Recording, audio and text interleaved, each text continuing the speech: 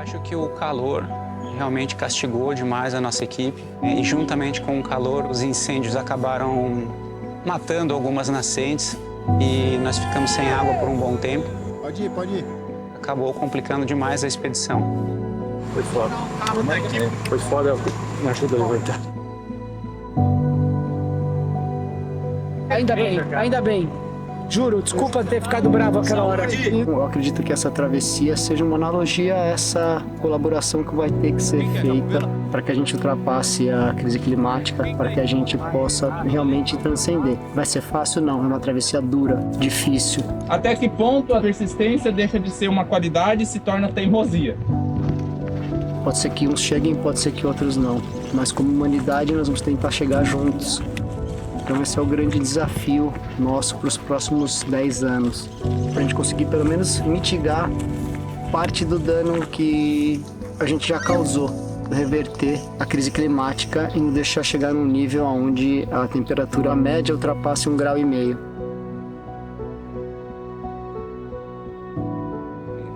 Quanto que o Estado recebeu, mas sei lá, só um avião vai custar uns 70 milhões. E um avião, ele não significa nada num combate se de repente não tiver 2 aviões, né? Eu prefiro 1000 vezes um asa rotativa do que um asa fixa. Por quê? Se tratando de Pantanal, você tem que lembrar, você vai precisar de logística para abastecer esse airtrack, essa asa fixa. Você vai precisar de uma pista. Eu vou precisar deixar os brigadistas na linha. Como eu falei, 4 horas de trator foi substituído por 4 minutos de helicóptero. O helicóptero vem, larga o pessoal na linha, volta, instala o Bump Bucket, combateu, terminou, volta, tira o Bump, vai lá, tira o pessoal e volta para a base. Coisa que um asa fixa não vai fazer.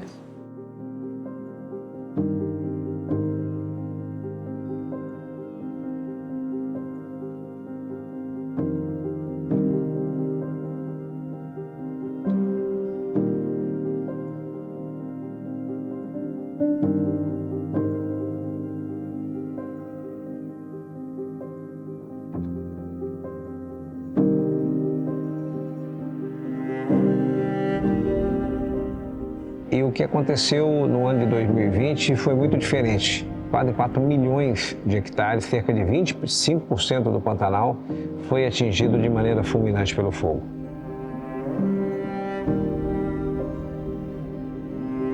As pessoas que estão aqui no Pantanal há cerca de 70, 80 anos jamais ouviram algo parecido.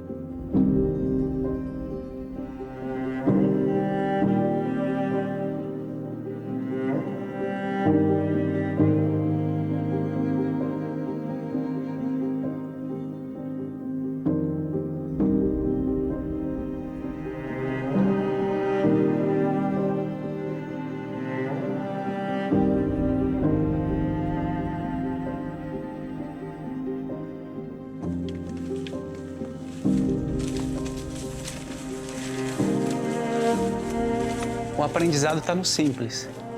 Se você observar a natureza, se você observar o simples, você sempre vai aprender alguma coisa. A nossa equipe foi muito unida, um cuida do outro e eu acho que é por isso que eu consegui terminar. A natureza, ela está aí para nos mostrar quem é, que nós dependemos dela completamente. E quando você está exposto, não adianta você ser o melhor cara do mundo. Você ser o cara mais preparado do mundo. Ela leva você para onde ela quiser.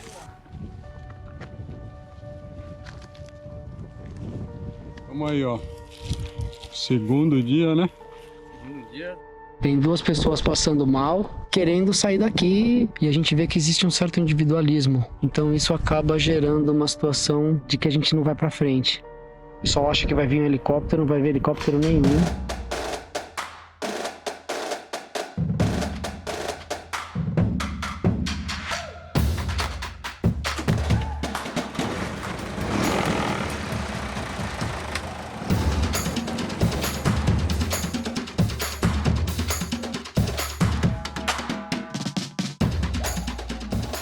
Mas agora o grupo tá aqui no impasse e não sabe o que vai fazer. Andar de noite ao invés de andar de dia, ver se as pessoas que realmente estão derrotadas, assim, que não querem continuar, voltam por onde vieram. Então nossa expedição partiu ao meio, nesse momento. A moral do grupo, né, da equipe, acabou sendo um pouco abalada, mas mesmo assim nós seguimos. As coisas começaram a complicar bastante depois que nós deixamos o grupo, porque nós perdemos um braço muito importante que era um dos guias, que conheciam os pontos de hidratação, os pontos que tinha água. Nada de água. O objetivo é lá em cima. E isso complicou bastante, comprometeu muito a nossa equipe. Mesmo para sair daqui vai ter que andar. É arriscado, mas que a gente aproveite a noite que é fresca para andar. Um passinho depois do outro, é assim a vida. O terreno e a temperatura, eles cobram um preço alto. E é o que está acontecendo agora também. A gente está fazendo em mais tempo, né? Em 4 dias, 3 noites.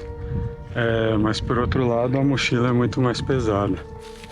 É muito fácil você ficar sem água, e ficar sem água aqui é fatal. Ficamos sem água por aproximadamente 15 horas. Um dia muito duro. 4 pessoas desistiram. Então, nós vamos ter que subir. Ainda tem um caminho longo pela frente. E aí, Otávio? E aí? Só tem água nesse lugar aí, cara? Hoje em dia só tá tendo água nesse lugar aqui, ó. Caraca, velho. Parece um potezinho aqui, um balde, né? Tá minando ali de dentro, ali, ó. Tem uma mininha ali, né? Tá escorrendo, ontem à noite nós limpamos ela pra vir água limpa. E tá minando ainda, sabe? E, Ô, garoto. graças a Deus que nós achamos essa água aqui, ó. Salvou o rolê. Salvou o rolê. Show. Olha o sol. Animal. A segunda noite foi uma noite de aparentemente terror, né?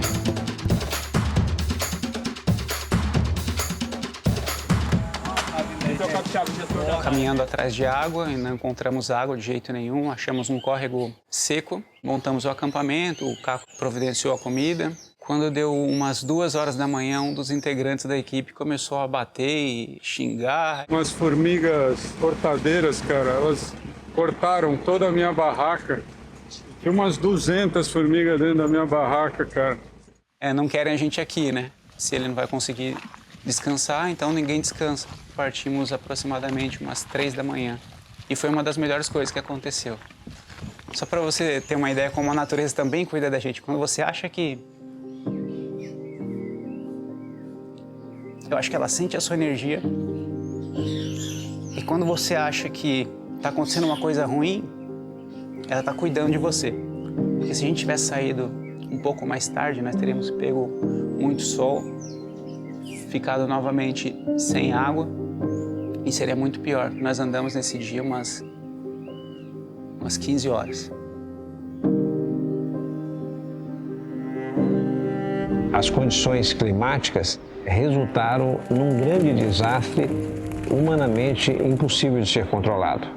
E Pantanal ele impõe algumas restrições muito importantes, restrições de acesso, restrições de comunicação, de disponibilidade de energia, nos obrigou a um processo de aprendizado e revisão para que pudéssemos construir e instalar estruturas, conhecimento, bases mínimas para o enfrentamento.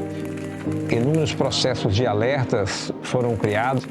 Nós tivemos aí o nascimento de brigadas voluntárias, que foi, sem dúvida nenhuma, a grande inovação do Pantanal. Mas vamos pegar esse ano como um marco zero e pegar o auge da catástrofe do ano passado para trás. Não sei se isso já aconteceu, acho que não, né? Você já viu isso acontecer antes? Em uma área com gestão, não. Na verdade, tem registros de fogo desse jeito lá, década de 60, mas aí não tinha satélite fazendo levantamento, não tinha gestão do território, eram famílias tendo uma gestão de áreas privadas, né? Aquilo ali não era reserva. Então, efetivamente, combatendo o fogo, daí teve um fogo lá em 2016, numa área pequena, em 2017, 200 hectares, insignificante perto do que aconteceu ano passado. Tem muita história para contar. Foi treta. A treta foi piorando. Acabou a água. Cheguei pra ele e falei pra ele assim, Caco, qual é a saída pra eu ir embora daqui, cara? Não aguento mais. Eu falei pra ele, Caco, eu tô no meu limite já. Nós chegamos no pico mais alto agora. Tem que atravessar, fazer uma ascensão de 300, só que muito íngreme. Eu tô muito mal e eu tô completamente sem força. Já vomitei uma vez, a barriga tá doendo, tô meio tonto, fraco. Não sei se dá pra continuar. Já tá começando as pedras a puir o tênis, né? Eu não quero que comece a abrir.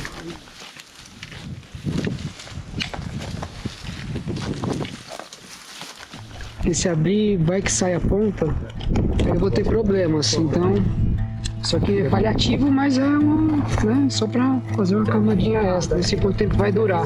Mas mesmo tendo essas adversidades todas, mesmo tendo todas essas dificuldades, valeu muito a pena, porque o pôr do sol, o nascer do sol, o visual lá em cima, o Pantanal lá embaixo, as nuvens, as araras que passavam diversas vezes cantando em dupla, aquilo ali não sai nunca mais da minha cabeça. E se eu falar da minha experiência pessoal, para mim foi muito difícil, porque eu queria abandonar a expedição.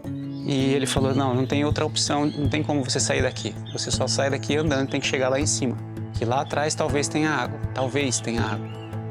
Então eu vejo esse fogo descontrolado como um vírus que afasta o sistema florestal. Como é que eu transformo o meu sistema entendendo que não é só uma ação, que são várias ações que se retroalimentam e que esse ano eu fiz uma coisa, eu aprendi. Então isso é uma coisa que a gente sempre vai ter que fazer, essa retroalimentação e pensando nisso como é que eu crio um sistema eficiente para não deixar entrar o vírus que é o fogo descontrolado. Esse trekking aí foi uma das piores coisas que eu já fiz na minha vida, assim, de dureza. A gente pegou água da chuva, cara, com a lona. A gente tava assim num lugar que a natureza tava falando assim, aqui vocês não vão ficar. Começou uma chuvinha assim, a gente abriu a lona, todo mundo segurando lona, ficou olhando o cara maior embaixo para tomar água. Ali, da folha, pegava, passava tudo que tinha água, metia a boca.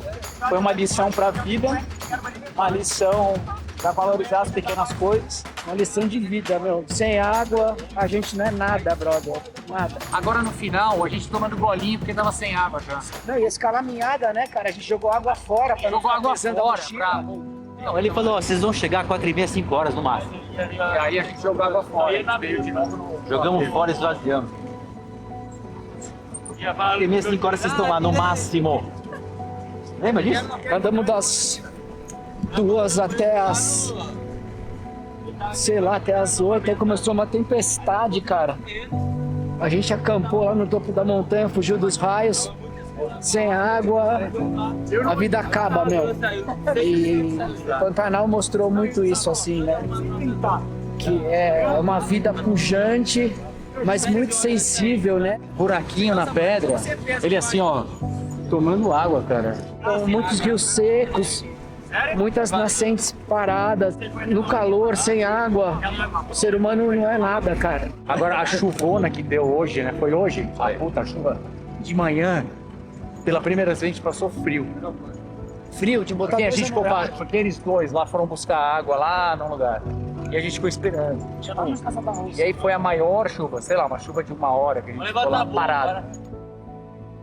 Do topo aqui, do pico mais alto, onde a gente vai chegar hoje, não sei se a gente chega de dia, muito provavelmente não, mas é lá no alto que vai ficar uma das torres. E a pé é 6 horas de caminhada.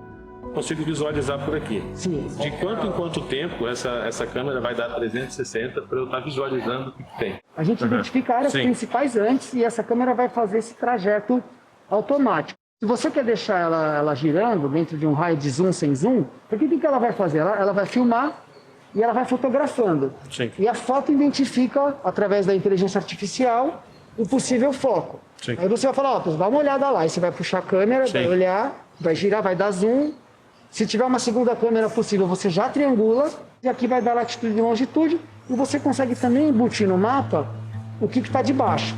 Qual é a biomassa que está lá? É floresta? É pasto? É o que é?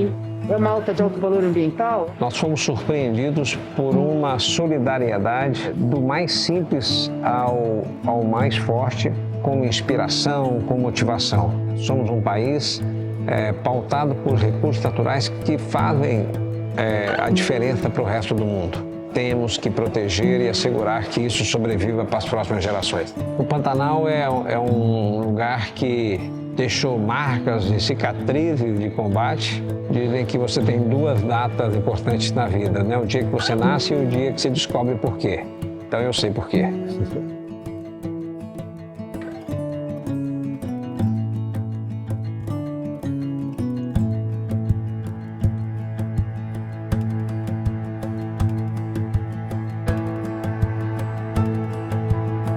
Então as pessoas precisam retornar para o simples para entender o complexo, que é a natureza.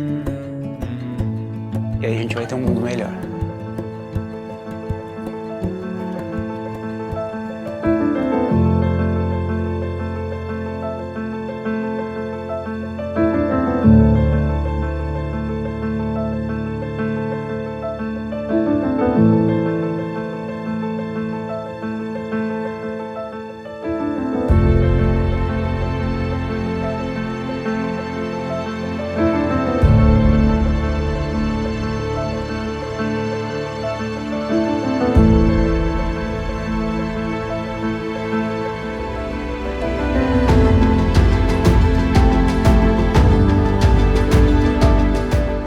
Surgiu de um grande sonho, que é justamente fazer com que empresas invistam na preservação do meio ambiente. E foi muito bem aceito, porque são investimentos claros, objetivos, com uma mensuração objetiva do impacto gerado.